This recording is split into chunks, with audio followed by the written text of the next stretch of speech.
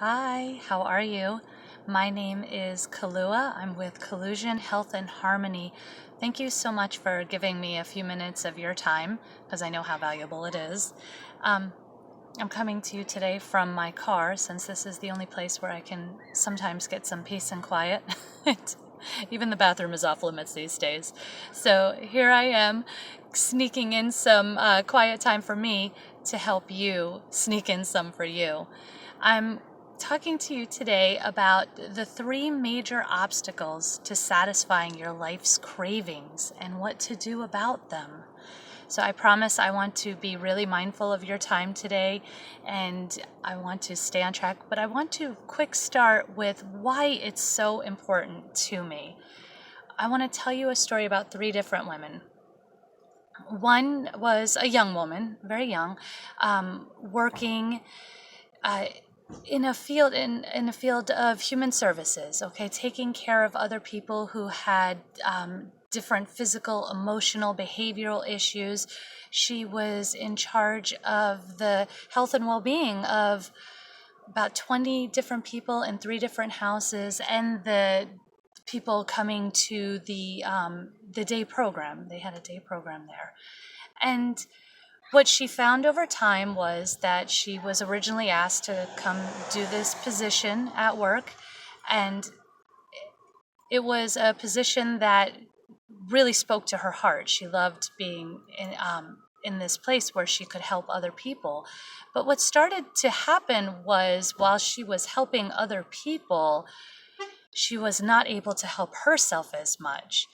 More and more workload started to be put on her as people left the company. They did not replace the positions, and so that person's workload would be put on her. In the time span of about a year, she was now doing the work of about 4 full-time positions. She was tired, she was burnt out, she was stressed out.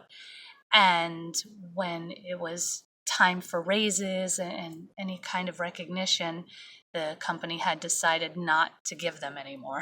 So she had pretty much gone through and got to her breaking point where she was so frazzled, so stressed out, so lack of sleep, right? She was getting calls throughout the night all the time. She never got a full night's sleep. And she had finally had it. She had her break and had to go out on a medical leave just to take care of her emotional health. Another woman was a nurse, similar kind of setting, right? She's taking care of other people.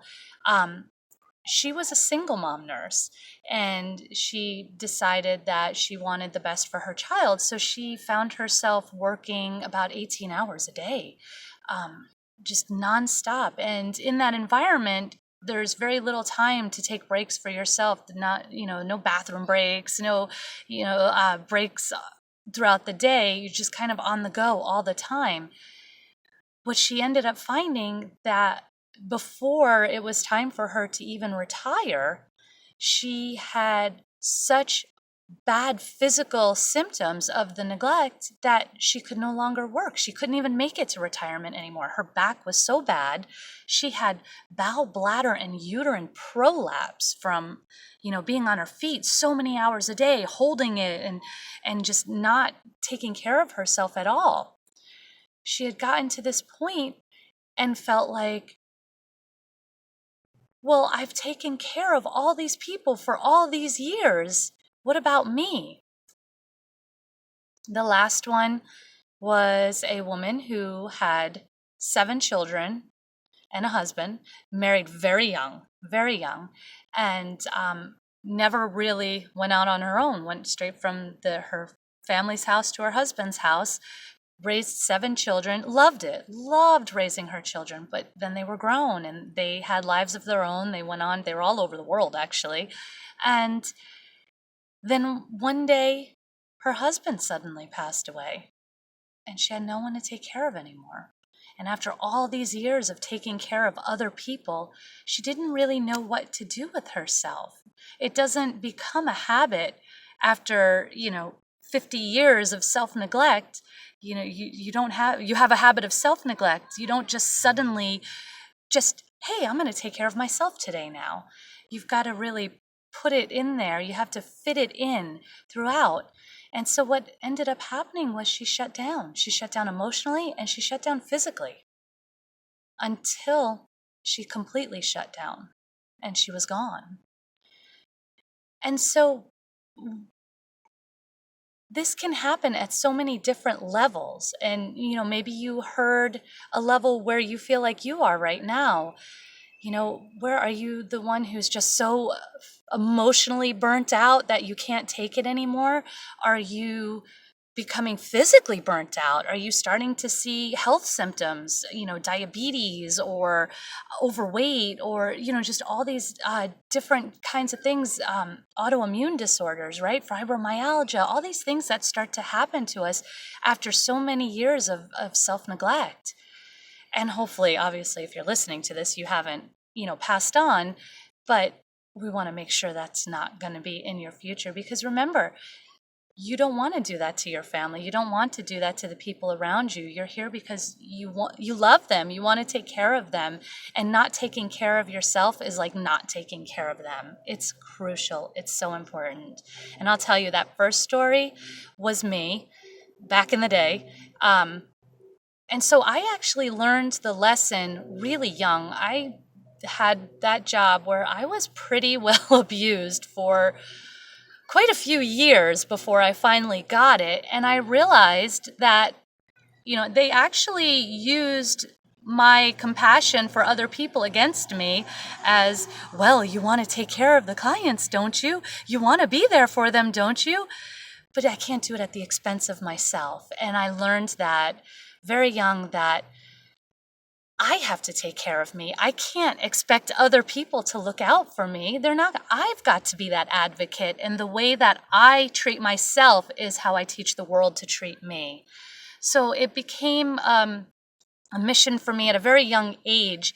And then as I've come across people over the years and I've seen these progressing things.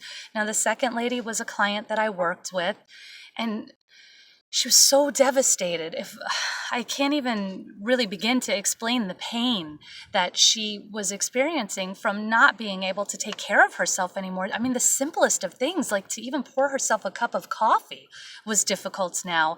And she was so angry and felt like she had taken care of everybody for so long and nobody was taking care of her. And I had to tell her, but you were supposed to be taking care of you.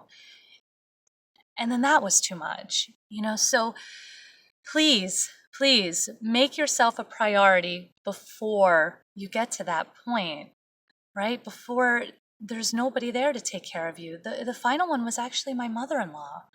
And it was probably one of the most painful passings that I've seen, because in a way it seemed so unnecessary. Her family was there saying, please let us help you, let us help you. And she wouldn't let them help her because she was so used to doing it all herself. She never accepted help. And it, what started off as that I'm doing this for my family ended up being the exact opposite. It was so much more painful for her family to not be able to help her, to not be able to do anything for her, and just watch this happen. So, I just can't say enough that you deserve it, that you need it. You must take care of you. So, that being said, what's getting in the way? Well, I mean, there's the surface things, right? Everybody's like, my kids, my husband, time, I don't have enough time. But it actually goes beyond it. Those are surface level excuses, okay? The real reasons that get in our way of truly making ourselves a priority are, first of all, your subconscious beliefs. So these are the things buried deep inside that tell you basically that you're not good enough. You're not good enough. You're going to fail anyway. Don't bother. That little voice inside your head that gives you that nonsense. Oh, you hear it all the time. Like, I'm going to go for it, but I'm going to suck. That's that guy. That's that voice in your head. Those subconscious beliefs telling you that you're not good enough and that you're going to fail at everything. So what do you do about that guy? Well, you got to dig deep. You've got to get past the surface layer and figure out what are the actual beliefs? Why are you hearing this in your head? What is it telling you? Is it that you feel like you want to make a lot of money, but you know what? On the TV shows I watch, the rich people are kind of jerks, and I don't want to be like that. So maybe I don't want to make a lot of money. So that belief comes in and blocks that money from coming to you, even though on the surface level you say, well, yeah, I really want to make it. I need to pay the rent. I need to take care of my family. But then that block comes in and says, no, because you don't really believe that. You don't really want that coming in towards you, because then you'll be that person you don't want to be. There's so many different areas of our lives that this comes in. The things around us have sort of programmed us and given us messages. It could have come from media. It could have come from your family, your parents, siblings, friends. High school is a really crucial time of really becoming aware of yourself as a person and really your place in the society. And so some people go to high school and feel like, wow, well, I don't have as much money as these people, or I'm not as talented artistically as this person, or, and you start to find these comparisons and maybe create some deep down beliefs about, well, I'm not good enough at this area, and then you stop trying. The biggest thing to correct this is to really get deep. You've got to get deep down to that belief. Right, like Shrek says, peel the onion, right? Get way down to that deep down heart of it and find what the actual belief is inside of you. You've got to find it. And then the belief is just a thought. It's a series of thoughts, right? A belief is just thoughts repeated over and over and over and over again in your head. So once we find that belief, let's just turn the thoughts around. Let's just reverse engineer it and turn it into something positive. Turn it into what you know is actually true, right? And then once we reverse engineer it, we repeat it over and over. So now we use it, we create a mantra, or we practice our gratitude statements, or goal cards, or vision boards, or all these different reminders to keep repeating this mantra in our head, this positive about ourselves that is more likely to be the truth than that subconscious belief. And once we change that and we get the subconscious and the conscious into alignment, we start to have more success. So instead of giving the world mixed messages of, I want something, no, I don't, we start to have that clear message of, yes, I do. I want this in my life. This is what I'm asking for. Please deliver it. And we start to see these things happening. So where that might come in with taking care of yourself too would be, well, it's selfish of me to create time to work on my projects or to do the things that make me happy when there's all these other things that need to be done around the house. And that's where we need to go into those beliefs in all the different areas of your life and see about reprogramming that. So your next one, your second obstacle, is fear. Fear. Fear's a tricky one because basically you're biologically programmed to have fear. It's for the survival of the species. It's to keep you alive, right? If you see a snake, a venomous snake sitting there, you're going to be scared of it. At least I know I really will be. So that's to keep you alive. That's that fight or flight. Get out of the situation before you perish. And that's a good thing. But what has happened over time is we've had different experiences. Maybe we got up in front of the class and like our, pants came unbuckled. I don't know, something really embarrassing happened. And then we created this fear scenario. And now we have this overwhelming fear of speaking in public, or we have this fear of trying new things. Anything outside the comfort zone sparks this really severe fear reaction. And so what we have to do is get back to it. Let's put it back in perspective, right? Let's look at let's visualize what's the absolute worst case scenario of this happening. Okay, so we're going to look at maybe that public speaking scenario. And what's the absolute worst case scenario? Well, I can get up there, my pants could fall down, I could, spit, I could, all of these different things. And everybody is like, boo, this is horrible. We can't stand you. You're awful. That'd be pretty horrible, right? What are the chances of that happening? Truly, let's be real. Not very likely, right? So then let's look at the best case scenario. You get up, you give this speech, and oh my gosh, people are so enthralled with your every single word. As a matter of fact, Harvard shows up and gives you an honorary doctorate because you're so fantastic, right? What are the chances of that happening? Hey, we'll visualize good things, but that one might be a little bit remote too, and that's okay. Now let's get back to reality, and how will it probably go? Well, there's probably going to be some really good moments, and there's going to be some really awkward moments, and that's okay. And you know what? For me, doing these videos brings up a lot of that. I sit there before I put them on, and I find myself kind of like, what else can I do before I actually hit record? Is there anything else I can do? All right, let me go ahead and do it. And I finally push the button. And guess what? You're going to see that I have some awkward moments throughout the video. And then there's some pretty good ones where you might actually feel an aha. And that's why I do it. It's really just to get out there and get to you, right? And to help you. So look at what it is you're really trying to accomplish. Is it more important than that fear? And if it is, then go for it. And some of the things that you can do to help you get better at that is to practice on a daily basis, stepping outside your comfort zone, even if it's a tiny little bit. Just little things like, I don't usually buy that vegetable. I'll try it. Something different every day that you've never tried before, just to kind of keep you on the edge a little bit, right? I gotta be honest, I do stay outside of my comfort zone a lot, and it's really uncomfortable. But really good things keep happening, and I'm really grateful for them. So it's a good thing to do. Another thing is to surround yourself by people who support you, people who know how great you are, and they're going to tell you, you're being a little bit silly. That fear is irrational, right? And they're going to give you that loving push into what makes you great. So the last one, it's like the silent killer. The last one is expectations. Oh, very subtle, but very damaging. Expectations lead to disappointments. So let's get rid of them, right? We have them of ourselves.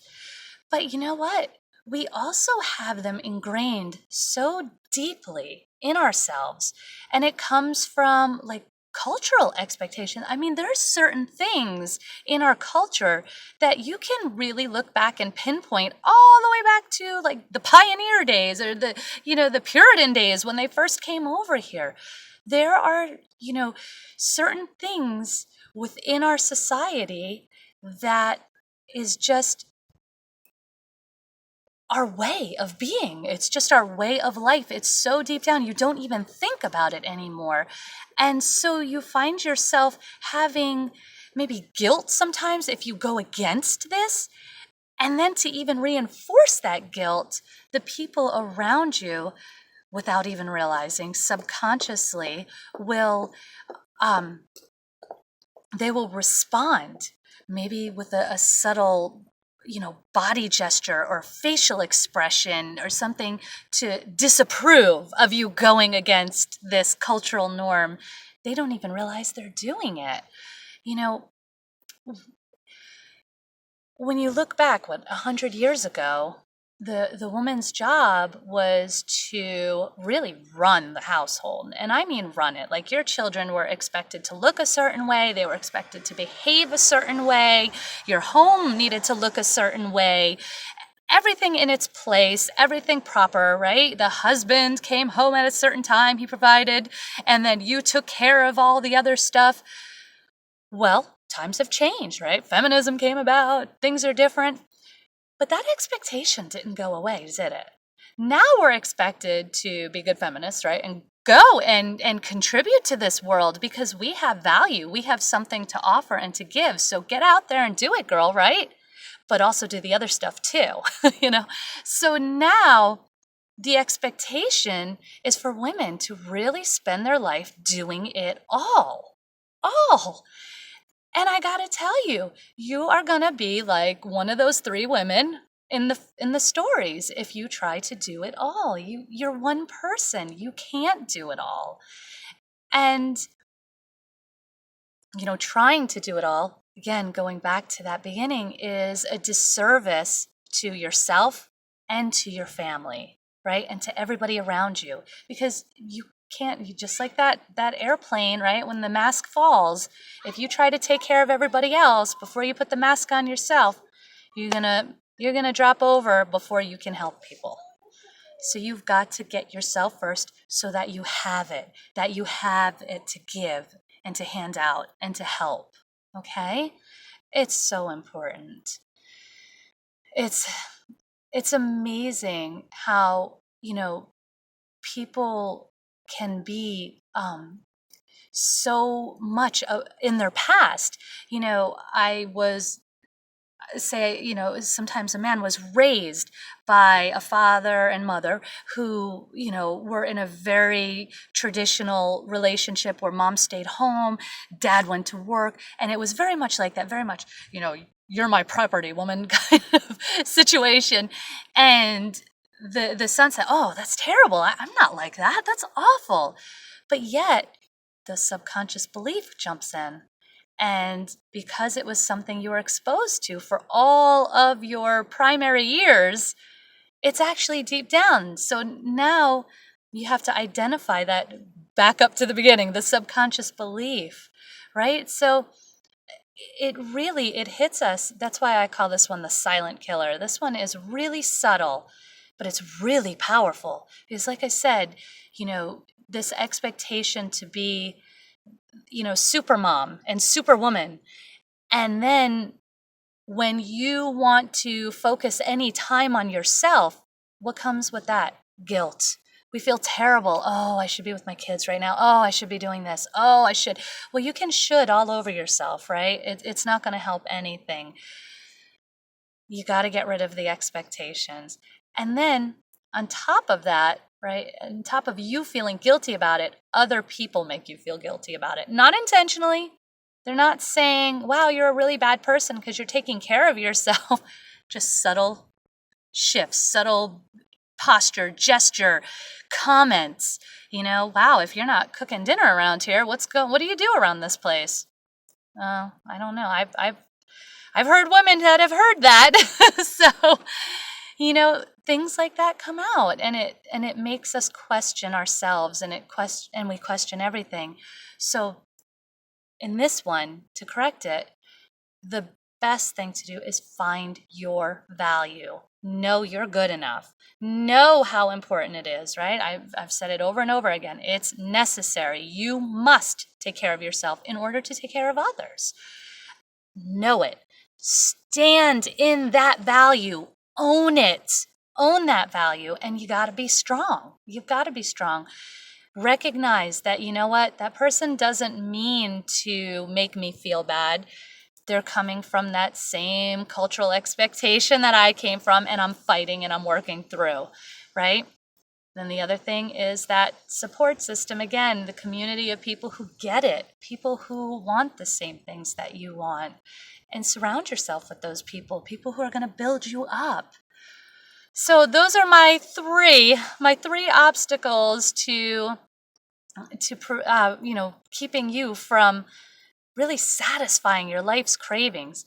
So, if you would like some more help in conquering those obstacles, I have the crave method. So the crave method, right? Just like those life's cravings, it's going to get you to that real deep layer. You're going to peel all the surface layers and get down to the deeper layer of what is it that you want from this life. Let's remove subconscious beliefs. Let's remove expectations. Let's remove fears. Let's get all of that off the table, out of the picture, and figure out what it is that you want. You. And then we're going to figure out how to actually put that into practice in your already busy life, right? Because there's ways to schedule you into your life. Absolutely.